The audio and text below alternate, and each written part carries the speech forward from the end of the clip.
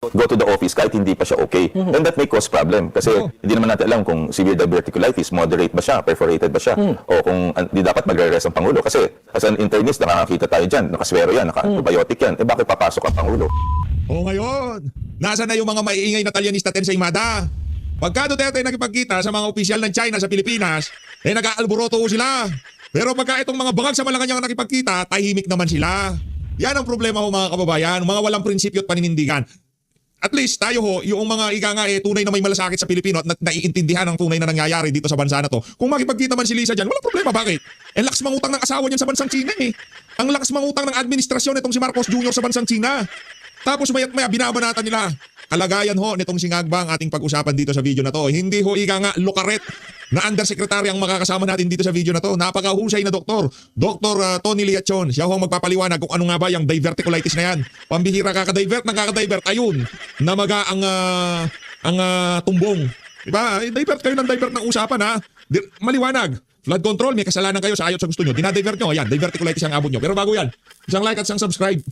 Masayang-masaya na ho tayo dyan at sa mga gusto sumali sa ating community. Yung join button, nandyan lang ho sa baba. Ay, ito yung mga larawang ating nakita sa mundo ng social media na kung saan makikita ho natin na talagang palsipikado talagang mga Talyanista Tensei Mada vlogger. O, nung nakita nila yung mga larawan, itong si Mayor Baste, nakasama niyang ambassador. Binisita ho kasi ng ambassador ng China, nagcourtesy resignation dyan sa Davao City. Pinuntahan nila yung napakagandang tulay na i-donate ng bansang China sa Pilipinas. Pero speaking of donation, mga kababayan, meron na ho ba kayong naalalang i-donate ng Amerika sa Pilipinas na nakapakipakinabang sa sambayan ng Pilipino?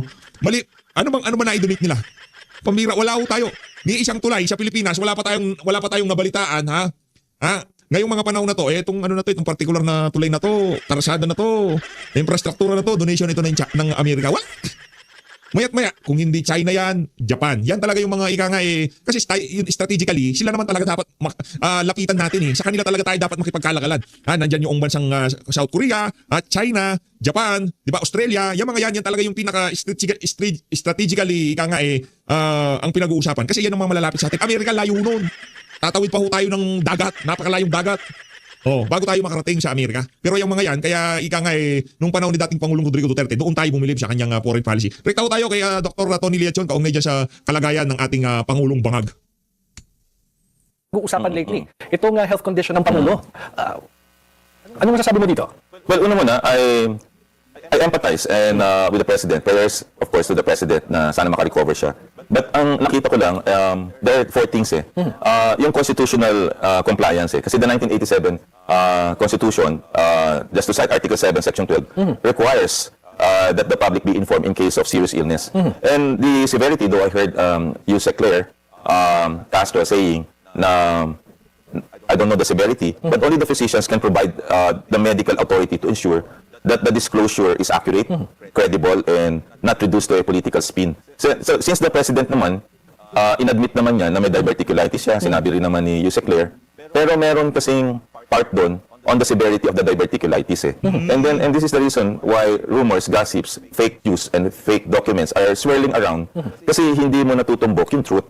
So if the President inadmit niya na meron siya, it would be sana proper for the President in the spirit of transparency together with the attending physicians niya, na sabihin ko anong sakit niya, ano yung treatment na ginagawa niya, sinasabi niya, nakasabaw siya, o ano ang possible complications, prognosis.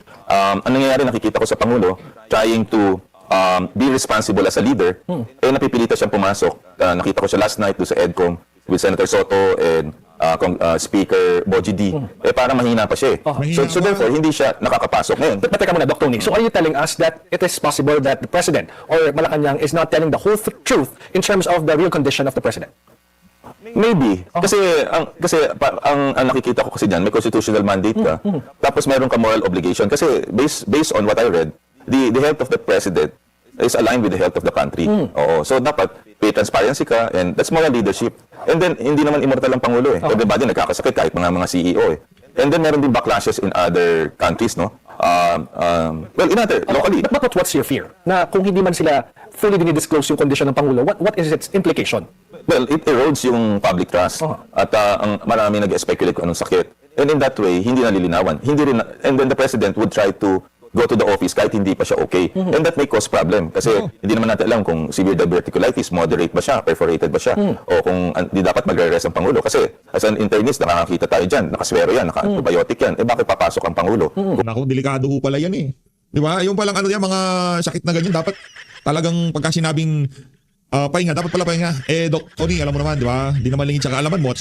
Alam ko na alam mo na yung ika nga, galaw ng pangan nitong si Marcos Jr. Alam nyo kung anong klaseng ano yan, tawag dito, sintomas yan, ha? Baka malamang sa malamang, hindi siguro mapigilan nitong si Marcos Jr. ang kanyang kabangagan. Kaya kahit sinabi ng doktor na, pahinga ka muna, brad, relax ka muna. Hindi niya mapigilan kasi hinahanap-hanap ng katawan yung pagbubulbural. O di naman kaya siguro yung almusal niyang hinihahain sa kanya tuwing umaga ng kanyang mga kasama dyan sa Malacanang, na kung sabi ni Senator Amy Marcos na nagchuchongke siya. Kung mabinat siya. So what I'm trying to say is also for the President. And then institutional stability. Na bakit dapat may caretaker muna siya. Either cabinet niya pag umaalis siya para makapahinga siya, or the Vice President. I don't know kung ano pwede. But I think Don't you think it's political as well? Kasi if he rests constitutionally, it should be the Vice President who should be the, maybe. Pero that's a test of moral leadership eh. And also that kind of vulnerability will be translated into genuine leadership and service to the country. But Doc, kung meron kayong may papayo, I'm sure this is an unsolicited advice to the President. What will you tell him? I would tell the President to divulge kung anong meron siya with the attending physician to clear it once and for all. Yeah. And then kung may sakit siya, follow the doctor's advice. Mag-rest muna siya. Kasi baka mag-relapse. And kawawa naman ng Pangulo. I saw the President medyo mahina. And may intindihan niya ng mga tao. And that kind of vulnerability will be translated into a feeling, kawawa naman ng Pangulo. Sympathy, ano? Makikisimpatya ang ating mga kababayan. Kawain naman ang mga Pilipino eh. Totoo naman yung sinasabi na yan itong si Doc Tony na ang mga Pilipino pagka kahit ano pang ginawa niyan, di ba? Pagka yan nagkasakit talagang yung awa talagang nandiyan. Kaya sabihin mo na Marcos Jr. kung meron kang colon can, di ba sabihin mo yung katotohanan, hindi naman ka magagalit dyan. Wala nang problema yan. Kailangan magpahinga and he's trying his best rather than tayong lahat in the dark as to the condition. Yun ang point ko. So we wish the President all the best. But in terms of constitutional mandate, moral leadership, I think the President should actually disclose that with the attending physician and then rest and then gagaling din siya. All right. Anyway, I wish we Ayun na nga mga kababayan, ngayon naman rekta ho tayo dito kay Sir Eli Solidar at dito kay ano pangalan nito? Itong si Kong Jing Paras, ha. Tanggalin ko na siguro dito si itong si Mayor Baste. Gusto ko lang ipakita kung gaano katindi ang pagkabayas itong mga Talyanista at Ensaymada sa mga larawan na yan, di ba? Tayo nung kinita yan itong si Mayor Baste Duterte, naiintindihan natin bilang isang local chief executive kung ano makakabuti siya yung ika nga siya yung nasasakupan, kagaya na lamang yung konting ika nga utang na loob na lang doon sa i-donate na tulay ng bansang China diyan sa lungsod ng Davao na kung saan binibida nitong si Bangag na kasama daw sa flagship project. Legacy project ng Bangag Administrasyon. Ay nasopla ko siya. Tawag dito, pinuntahan ng mga opisyal ng Chinese Embassy sa bansa natin. No? Rekta ho tayo dito kay Kong Jing Paras, dito kay Sir Eli Solidar. Ano ba itong kanto? Mr. School Bukol Soto. Nagmamagaling Pasakorte Suprema. Nako, patindi yan. Marami ho talagang kilay na nagtaasan doon sa pagbibida-bidaan itong si Tuta Soto. Pero alam niyo saan tayo bumili doon? Bumili pa ako doon. Wala pang 24 oras, nakapagpa-press con na siya. Pero yung issue ng mga maanomalyang flood control project, anak ng tawa, kulang lang, hindi natin siya mahagilap. Pambira. Okay. At kasama natin si Secretary Jing Paras. Secretary, magandang araw siya. Yun. Magandang araw, paring Eli. Napaka-demonial looking natin today, ha? Piklawan tayo ngayon. Piklawan, oo. Piklawan. Ha? Piklawan na Lenny Robredo Wing. Hindi ka doon sa mga talunan ng mga Ontiveros at sino pa yung mga ibang piklawan na yan. But anyway, magandang hapon po, mga kababayan. Lalo na yung mga... Tayo ho, pagka nagping tayo, walang wing-wing. Walang Risa Hontiveros, walang Lenny Robredo Wing. Pag nagping tayo, ibig sabihin, papuntang Baklita na ho tayo, ha? Walang wing-wing yan. Ano nang toko, anong wing-wing? Walang wing-wing. Wala, mga piklawan, ano yan? Basta piklawan, salot sa bayan, tapos yan. Wala nang maraming tsebureche dyan. nanganganib ang mga sitwasyon dyan dahil itong mga gunggong na mga senador, hindi pinag-iisip ang kapakanan ng ating mga mahal na mga kababayan dyan sa Taiwan, dyan sa Hong Kong, Macau at saka sa mainland China. Pinapadeklara na persona non grata yung Chinese officials. Yan.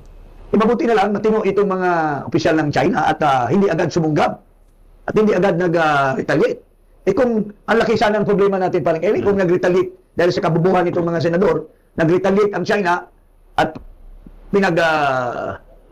pinag-uupakan yung ating mga OFWs dyan, napakalaking problema ng ating gobyerno. Mabuti na lang the China as a country who lived for thousands of centuries, civilization, matino ang pag-iisip. Hindi katulad nitong mga Diba? Tuloy natin.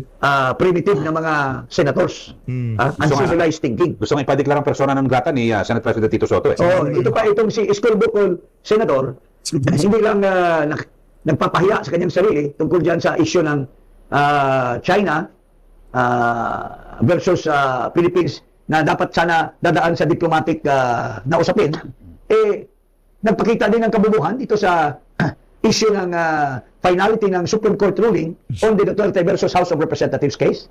Paring Eli, ano ba masasabi mo dito sa school bukol na senador? Yun, talagang nakadidisplay. Kasi yung kanyang mga naunang statement, bakit meron na rin siyang interview ngayon, no? Bago natin siguro ibigay mo yung tweet share mo dyan, siyempre kailangan verified. Why? Kasi endorsement is a very, very important part of the constitutional requirement.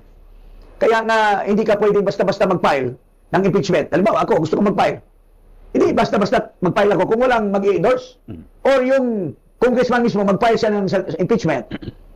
Hindi siya pwedeng basta-basta mag-file.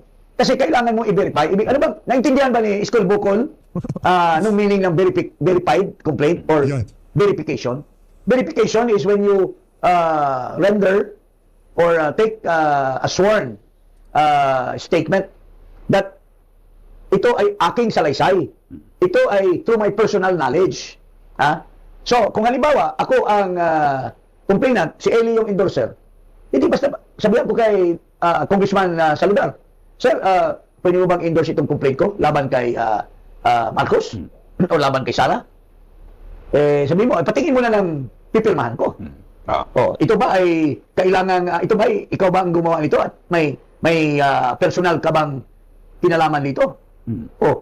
Siyempre, kung pipirma siya, talagang nag-sworn siya na alam niya yung pinipirma. Sa verified talaga. Verified.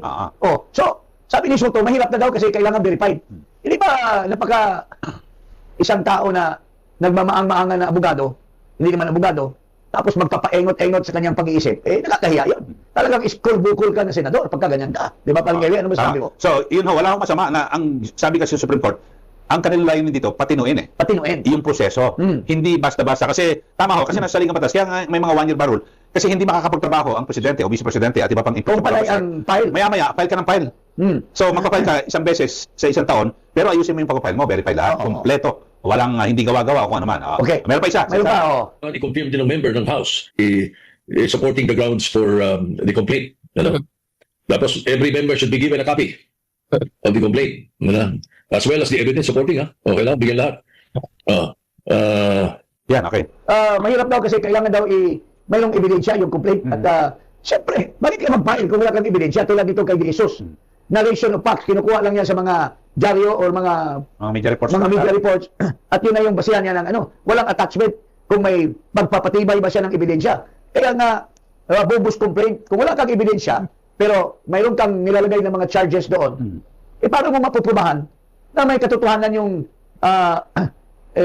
nilalagay mong charges or offenses ng isang impeachable officer. Kaya nga kailangan may ebidensya. So, hindi lang yung verified yung complaint mo, pero dapat may ebidensya. So, ibig sabihin ni Soto, mag-file kayo ng complaint, maski walang ebidensya, basta pirmado ng congressman, ay okay na. Napaka-school bukol mo naman, Soto.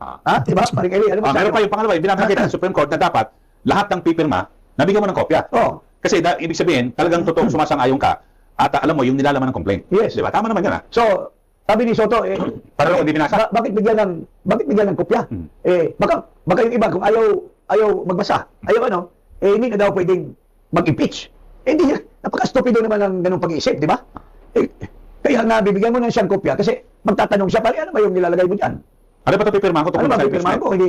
Basahin ko muna bago ako pipirma. Yung mga tanga o yung mga binayaran para pupirma, maski hindi niya nabasa, ay yun ang ayaw ng Korte Suprema. Kasi yun ang bogus endorsers. Tulad nung karamihan, kaya nga, in-strike down ng Supreme Court yung fourth impeachment complaint ng House dahil napakamaraming bogus na pupirma na hindi man lang nila nabasa kung anong pinipirma nila. Pero sabi ni Toby Chanko, nagkabigayan lang ng pera kaya sila pumirma. So, that is the purpose ala Mr. Iskol Bukol kung bakit ito ay nilahad ng Korte Suprema, itong desisyon nila to create reform, to create the reality that is being demanded by the Constitution as far as the impeachment process is concerned. Pero kung daldal ka lang ng daldal, hindi ka nag-aral, pagtatalwanan ka ng mga tao, even those people na walang alam, pero alam nila yung kabubuhan mo dyan sa mga pinagdadaldal mo, di ba, paring Eli? So, mga kababayan, itong si Soto, palagay ko, nagpa-maangan lang ito kasi galit na galit siya kasi tingin ko interesado siyang maging presidente, pare. Ano, ikaw, anong tingin mo? Yun nga, Kasi galit na binabanggit galit siya na hindi matutuloy yung impeachment. Kasi hindi siya, alam mo, makakaupo lang ito in his wildest dream na maging presidente kung may ma-impeach si Marcos, ma-impeach si Sara. Pero kung hindi ma-impeach, not in his wildest dream will he ever become president of this country. So, to dream is impossible dream. He is Yung dream niya eh. galit siya kasi yung impossible dream niya Dream na lang. hindi matutupad. Hindi mo matupad. Pahirapan yung impeachment process. Yun ang sinasabi nito. Okay, dito, Sek, dahil sa pinag-usapan, ikaw bilang abogado, marami na mga kilala ko abogado na sabi natin na talagang sila ay hindi sumasang-ayon pero irespeto. Dito, yung tinatawag na co-equal branch, kasi ikaw ay Pangulo ng Senado.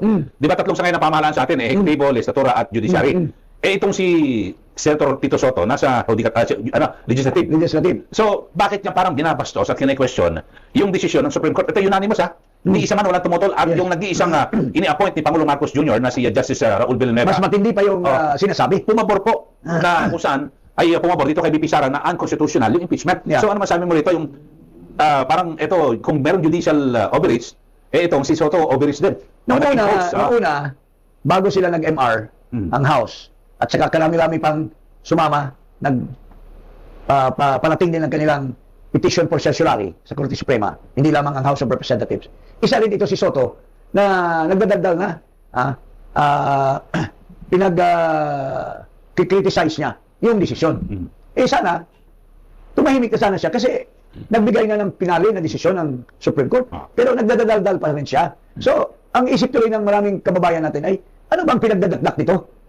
Is he really so desperate na maging presidente ng Pilipinas dahil na ambisyon niya yan? Pero hindi magkaroon ng bunga dahil he will never be elected but he will feel that kung may ma-impeach, ituloy yung impeachment kay Sara, baka maging pag natanggal si Sara, i-appoint siya na vice president. Di ba? Yun ang ambisyon niya. Lalo na pag natanggal si Marcos, siya ang maging presidente. Kaya pumuputok ang butsi niya dito sa final decision ng Korte Suprema. Ang feeling niya, Ano pala? Kumbaga ika nga kaya talagang gumugusto itong si Tuta Soto. Namamagasa ho siya na kung saan matanggal si BP Sara, matanggal si Marcos Jr. Tapos bigla siya pumasok sa eksena. Anak ng toka. Kung gusto mo maging presidente, Tuta, takbo ka sa 2028. Hindi yung babrasuin mo. Kapal ng mukha nitong Tuta Soto. hirapan ng impeachment. Pero kung nagpa-advise ka sa abogado mo at binigyan ka ng pag-aaral ng abogado mo, you would have realized that the decision of the Supreme Court in the Duterte versus House of Representatives is a very, very practical and solid decision. Wala pong house show dyan. Tulad ng mga pinagagawa nyo dyan na pinapahamak nyo ang ating mga OFWs. Magdideklara kayo ng mga persona non grata. Akala nyo, Myanmar yung pinapapersona non grata nyo or Laos na mga opisyal. China yan. Nandyan ang mga OFWs natin. Correct. Nandyan yung trade natin, import at saka export, exchanges.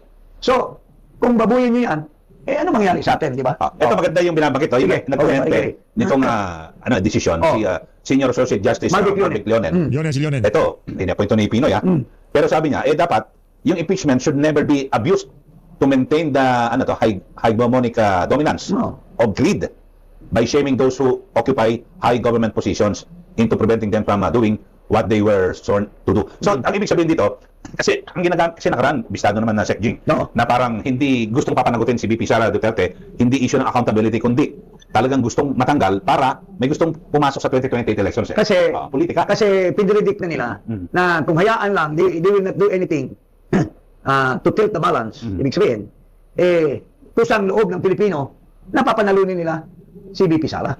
Because yung tatay niya talaga, ang bottom line kasi nito, yung tatay na kinidnap nila at pinakulong, bago natapos at hanggang natapos, na-maintain niya yung kanyang performance and trust rating to at least between 75 80% to 80%. naalis na natapos na pwesto. So yung Duterte name ay nasa puso at diwa ng taong bayan. So si Vice President bilang Duterte, nadadala siya sa pangalan ng tatay niya. So inevitable na matanggal ito kasi nananatili ang pagmamahal ng tao kay Digong Duterte. So wala silang matatapat or itatapat. Kaya gusto nilang matalbog sa impeachment so that she will no longer be qualified to run for the presidency. So, hinahatak nila ng hinahatak. Kaya sinasabi ni Justice Leonen, you should not use accountability when your purpose is political. Yeah, palakpakan natin itong si Associate Justice Leonen, no? Ang ganda ho nung sinabi niya na yon. No? Ginagamit nilang excuse yung accountability, gayong ang tanging pakay naman ho talaga nila babuyin yung mga kalaban nila sa politika. Napakahusay ng mga punto de vista at argumento. Pinapa-account nyo, Grabe. pero Saludo. gusto nyo lang mag-create ng numbers. Kagaya nung nagkabayaran, according to Bitanco. Numbers yun, sheer numbers. Kaya nga galit na galit si Soto kasi yung hindi daw nagbasa, hindi na pwede ngayon kasi kailangan magbasa nung complaint. Pero Sec Jing, hindi naman kailangan sabihin mo nagbasa ka eh. Basta nabigyan ka ng kopya. Nabigyan ka na. Para walang sisihan na, ay, hindi ko alam yung ano, pinirmahan ko eh. Hindi, may kopya ka eh. Oo. Eto nga kung di mo binasa. Yes, Ganun lang, yes. di ba? Oo. Nabigyan ka ng kopya. So, ano So, yung decision mo? So going back to that ruling, what is your last statement to the statement of Justice Marvick Leonen? So dito, binabanggit lang, talagang pinatino ng Supreme Court yung proseso ng impeachment dito po sa ating bansa na hindi, kasi ang mga pina-impeach nila hindi basta-basta eh. Mga halal ito ng taong bayan eh. Sejing at humahawak ng mataas na posisyon. So siguro ito magsisilbing leksyon sa ating mga mamabatas, lalo na sa House of Representatives. Kung mag-file ka ng impeachment, sabi niya, dapat nasa konsensya, seryoso at may bigat. So may talagang kumpleto may ebidensya. Hindi tulad dito na puro lang parang cut and paste lang. Ha? Ditong abogado na pa-islang-islang pa. Pero cut and paste, walang nilalagay na basihan. Ha? Halimbawa, sinabi na, si Marcos, pumirma ng ganito. Hindi magkatarungan yung pirma niya, ganyan. Yun ang sinasabi niya. Pakita niyang tao, kunyari, totoo yung kanyang impeachment. Pero anong basihan ang sinasabi mo? Mayroon ka bang in-attach na ebidensya na ito yung General Appropriations Act, ito yung NEP, ito yung GEA? Wala. Puro lang narration of ikangay napulot niyang ng mga Puro accusation. hearsay yun. Yeah, it's all hearsay.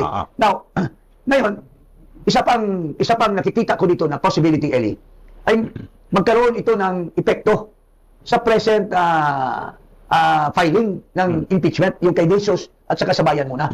Kasi noong last week, in-announce na nila na initiated na daw. Yung, kasi under the Francisco ruling, once it is endorsed by the plenary to the Committee on Justice, the act lang of receiving the Committee on Justice, it is deemed filed. It is deemed initiated. Pero ngayon, mukhang may pagbabago dito sa ruling. Sabi nga nitong si Mr. Joel Chua, yung congressman sa Manila, it is very imperative for the House to review the rules on impeachment. Kasi there will be changes. Hindi ito dahil retroactive ito. Noong July 2025, nagbigay ng desisyon ng Korte Suprema, that is the point to be reckoned with. Na nag-take effect itong desisyon na ito.